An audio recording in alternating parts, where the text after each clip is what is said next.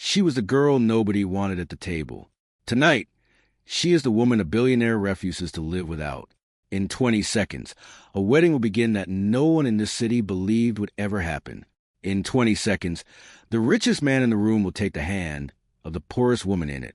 And in 20 seconds, every person who ever looked away from her will be forced to watch. Stay with me, because by the end of this story, you will understand exactly why he chose her and why nothing anyone said could ever change his mind. Her name was Clara Bennett. She was 24 years old, and for most of her life, she had been invisible in a room full of people who claimed to know her.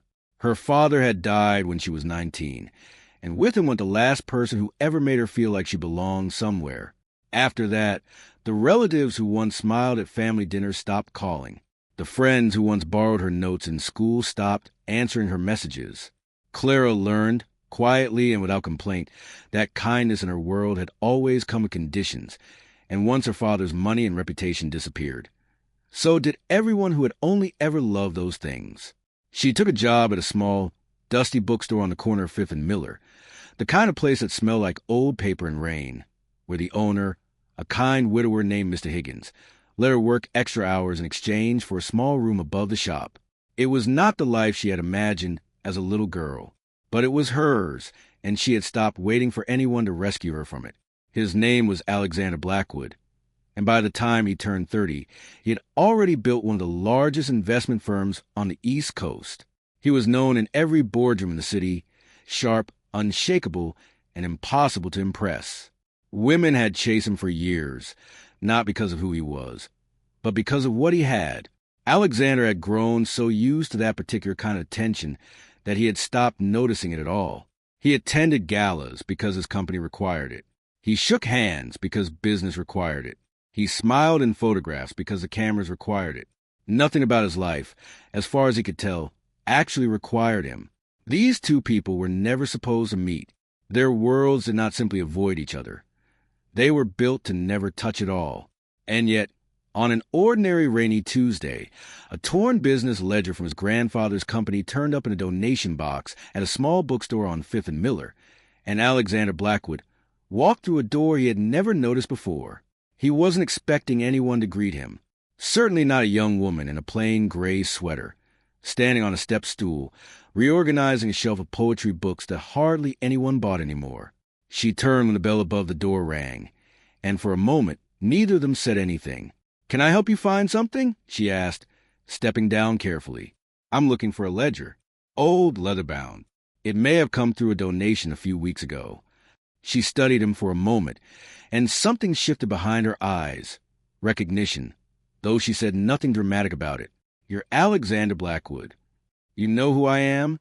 "Everyone does." He almost smiled. "Almost. And you're not impressed?" Clara considered the question honestly, the way she considered most things. "I don't think a person's bank account tells me whether they're kind," she said, and turned to walk toward the back room without waiting to see how he reacted. For a man who had built his entire identity on being unshaken, Alexander found himself, briefly, without a single response. He found the ledger. He thanked her. He left. And then, the next afternoon, he came back. He told himself it was to ask a follow-up question about the ledger's history, something about his grandfather's early business records that he supposedly needed clarified. Clara answered his questions patiently, then went back to shelving books, unbothered by his presence in a way that almost annoyed him. He was used to people rearranging their entire posture around him. She rearranged nothing. He came back the day after that, and the day after that. Their conversations, which began stiffly, slowly stretched longer. He learned that Clara read every book in the store before she sold it, that she remembered the names and stories of the regular customers, most of whom could barely afford anything, and that she quietly left books outside the shop door for children in the neighborhood who couldn't pay for them. He learned that when a customer once mocked her second-hand coat in front of other people, she had simply smiled, helped him find his book, and wished him a good afternoon. "Why do you let people treat you like that?" Alexander asked her one evening, as rain streaked down the front window and the shop lights flickered against the wet glass. Clara looked out the rain for a long moment before answering. "Because I know who I am," she said. "Their opinion doesn't change that. It was a simple sentence, but it landed somewhere in Alexander that boardrooms and business deals had never once reached. He had spent his entire adult life surrounded by people who wanted something from him. A deal, a favor, an introduction, a marriage that would look good in a magazine spread. Clara Bennett wanted nothing from him at all. She hadn't asked him for a single thing since the day they met, not even his name, which she'd already known before he ever offered it. That, more than anything, was what undid him. Word began to spread, as it always does in circles built on gossip and appearances. Alexander Blackwood, the man who had turned down countless introductions to daughters of oil executives and hotel heiresses, was seen more than once walking out of a small bookstore on 5th and Miller. At first, people assumed it was business. Then someone recognized Clara from her father's funeral years earlier, and the assumptions changed shape entirely. "You cannot be serious about her," his closest friend Marcus told him over dinner one night, setting down his glass a little too firmly. "Alexander, she works in a bookstore. She has no family standing. People are going to talk." "People always talk," Alexander said simply. "I stopped listening to them years ago. This is different, and you know it." Alexander looked at his old friend for a long moment. "Do you know what she said to me the first day I met her? She told me my bank account doesn't tell her whether I'm kind. In 7 years of business dinners, nobody has ever said anything half that honest to my face." Marcus had no response to that. Weeks passed. What began as visits to a bookstore became dinners. What began as dinners became long evening walks through the city, where Alexander, for the first time in years, spoke about things that had nothing to do with quarterly earnings, his mother, who had died when he was young, the loneliness of growing up in a house full of staff, but empty of warmth, the quiet exhaustion of being wanted only for what he could provide. Clara listened. She didn't try to fix him, and she didn't try to impress him. She simply listened, the way she listened to every person who walked into that small shop, rich or poor, and for Alexander Blackwood, that was the rarest gift anyone had ever given him. One evening, standing outside the bookstore as the streetlights flickered on, Alexander said the words that would change both of their lives. "Marry me." Clara stared at him, certain for a moment that she had misheard him. "Alexander, I know what people will say. I know what it will cost you, being near someone like me. I know they'll say you don't belong in my world." He stepped closer. "But I have spent my entire life in that world, Clara, surrounded by people who wanted everything from me except my company. You are the only person who has ever wanted nothing from me at all. I don't want to spend another year of my life without you in it." Clara's eyes filled with tears she hadn't expected. She had spent 5 years learning not to hope for anything from anyone, and now, standing in front of a man the entire city admired and feared in equal measure, hope found her anyway. She said yes. If their story had ended there, it would have simply been a beautiful one. But love that crosses that wide a gap between two worlds rarely goes unchallenged, and Clara Bennett was about to learn that the hardest part being chosen was surviving everyone who believed she never should have been. Because somewhere across the city, a woman named Victoria Ashworth had just heard the news, and she had absolutely no intention of letting it stand. News like this does not stay quiet in a city built on appearances. By the following morning, it had traveled through every social circle that mattered, the kind of circles where marriages were treated less like matters of the heart and more like business mergers between empires. And in one particular penthouse overlooking the river, the news landed like a slap. Victoria Ashworth had known Alexander Blackwood since they were both children, shuffled between the same summer galas and holiday parties their families hosted for decades. Their parents had joked for years about the two of them marrying one day, joining two of the wealthiest families in the city into something even larger. Victoria had never questioned whether it would happen. She had simply assumed it, the way she assumed most things would eventually fall into place around her, because they always had. When she heard that Alexander Blackwood was engaged to a bookstore clerk with no family name worth mentioning, she laughed out loud, certain it was a joke someone was playing on her. When her assistant confirmed it was true, the laughter stopped entirely. "There has to be an explanation," she told her mother that evening, pacing across the marble floor of their dining room. "Blackmail, a pregnancy, something. Men like Alexander do not simply fall for shop girls." Her mother calm and calculating as always, folded her napkin with precision. Then find the explanation, Victoria, and fix it before the wedding invitations go out. Victoria did not need to be told twice.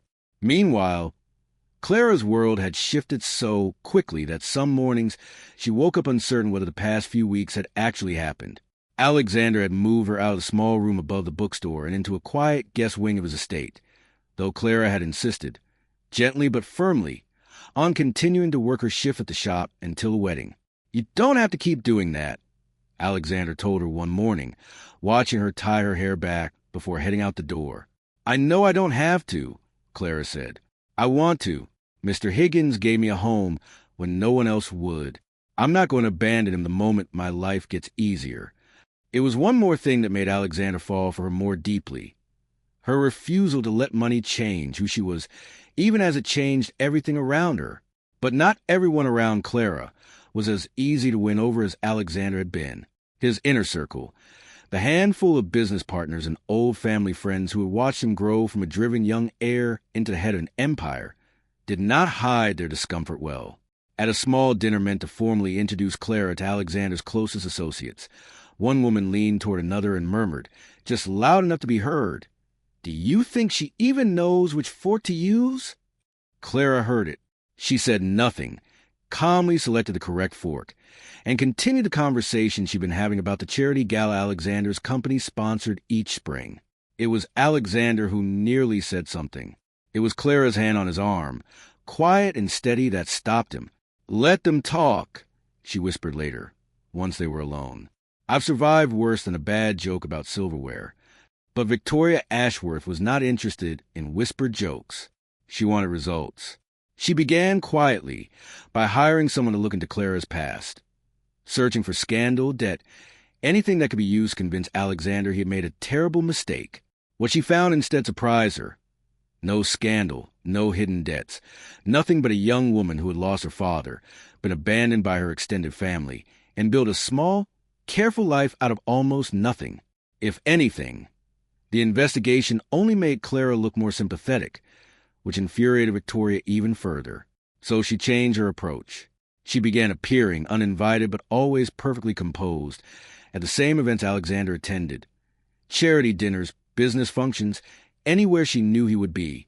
She was careful never to look desperate.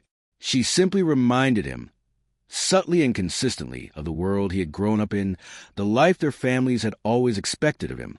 "Do you remember the summer in Nantucket?" she asked him one evening, at a fundraiser Clara had been unable to attend due to a late shift at the bookstore.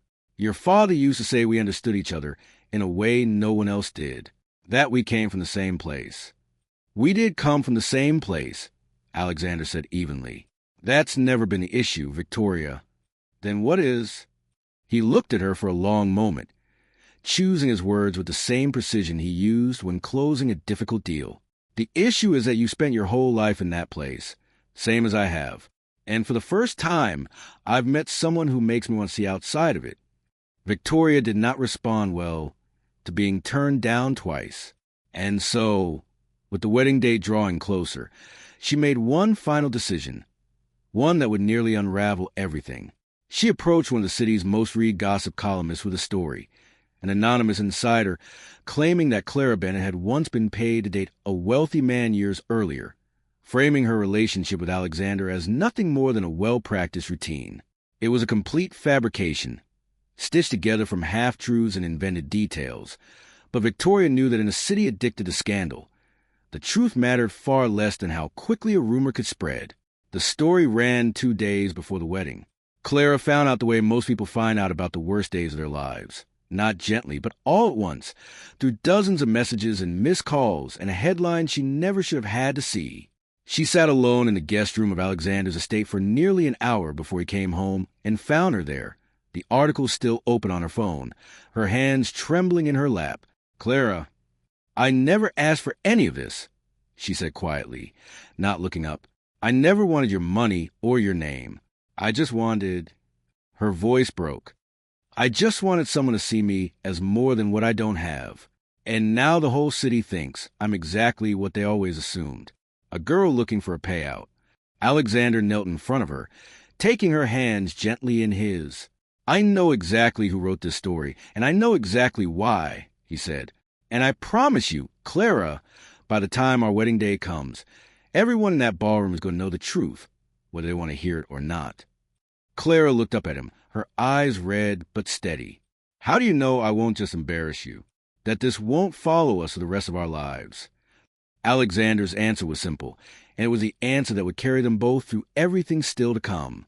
Because I didn't fall in love with what the world thinks of you. I fell in love with who you actually are. And on our wedding day, I intend to make sure no one in that room is ever allowed to forget it. 2 days remain before the wedding. 2 days before every person who had ever doubted Clara Bennett would be sitting in the same room, waiting to see if the fairy tale would finally fall apart. And somewhere in that ballroom, Victoria Ashworth will be watching too, with one final move still left play. There is a particular kind of silence that falls over a room right before something unforgettable happens.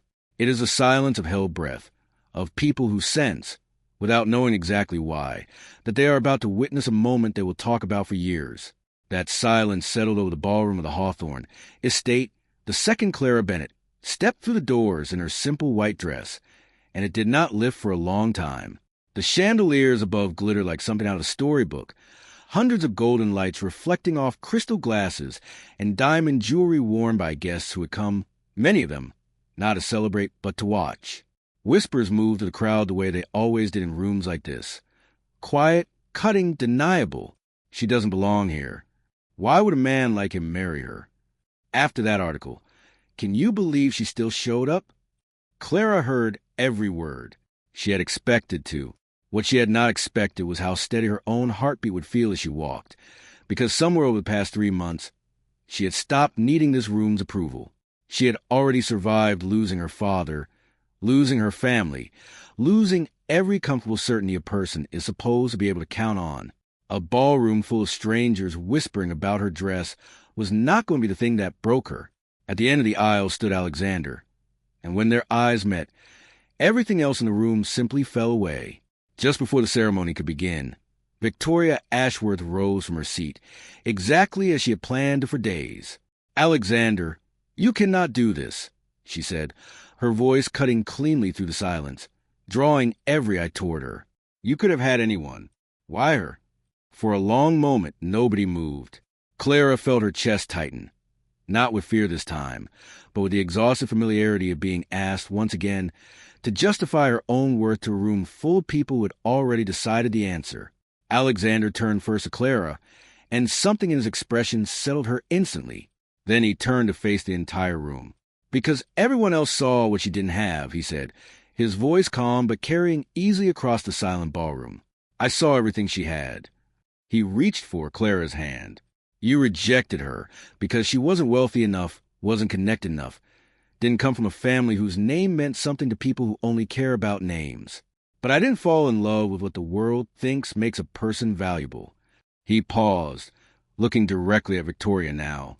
"And before anyone in this room repeats a single word from that article 2 days ago, you should know it was fabricated, paid for, and planted by someone sitting in this very ballroom out of nothing more than wounded pride." A ripple of shocked murmurs spread through the crowd.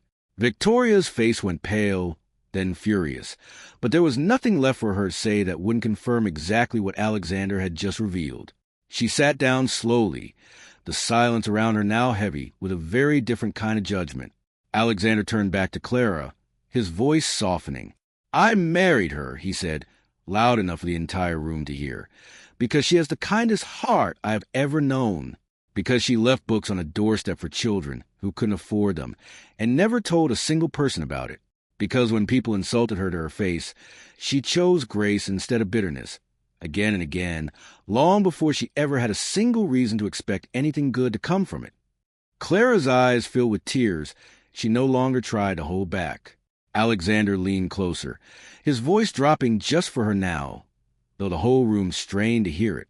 "You were never the girl nobody wanted. You were simply waiting for someone who could finally see your worth." For the first time since she'd walked through those doors, Clara lifted her chin without a trace of fear, and something in that small, simple movement seemed to change the entire energy of the room. This was not a woman asking for permission to belong. This was a woman who had already decided she did. What happened next is the part of the story that people who were in that ballroom still talk about years later. Whenever this wedding comes up, it wasn't the vows, though those were beautiful. It wasn't even the moment Alexander slipped the ring onto Clara's trembling hand. It was a moment, just after they were pronounced husband and wife, when Clara turned to face the crowd. The same crowd that had whispered about her, judged her, tried to tear her down before she'd even reached the altar, and instead of anger, her face held something far more powerful: peace. "I know what many of you think of me," she said quietly, her voice carrying more strength than anyone expected. "I know I don't come from the world most of you were born into. I spent years being told I didn't belong anywhere, that I wasn't enough, not wealthy enough, not important enough, not anything enough. And for a long time, I believed it." She glanced at Alexander, who nodded gently, giving her the space to continue. "But I've learned something these past few months that I hope every person in this room takes with them tonight. Whether you came here to celebrate or to judge, your worth was never something anyone else had the power to decide. Not your family, not your circumstances, not a room full of strangers whispering behind expensive glasses of champagne. The moment you stop needing permission to know your own value is the moment nobody can ever take it from you again." There was a long pause, and then, slowly, from somewhere in the back of the room, someone began to clap, then another, and another, until the entire ballroom, even some of the very people who had whispered the loudest at the start of the evening, rose to their feet. It wasn't just a wedding anymore. It had become something far larger, a room full of people forced to confront how quickly they had judged a woman they had never taken the time to know, and how wrong they had been to do it. Later that night, as the music played and the golden chandeliers cast their warm light over the dance floor, Clara rested her head against Alexander's shoulder, watching the same people who had doubted her now waiting patiently for a chance to speak with her, to congratulate her, to somehow be part of the story that had just unfolded in front of them. "Do you regret any of it?" Alexander murmured against her hair. "The article, Victoria, all of it?" Clara smiled softly, shaking her head. "No, because it proved something I needed to know for myself, not just for them. It proved that I could stand in a room full of people who doubted me and still know exactly who I am." She looked up at him. "You didn't just choose me today, Alexander. You reminded me that I never needed anyone's permission to choose myself first. And that, more than the chandeliers, more than the dress, more than the whispered gossip that would fade by the following week, was the real heart of their story.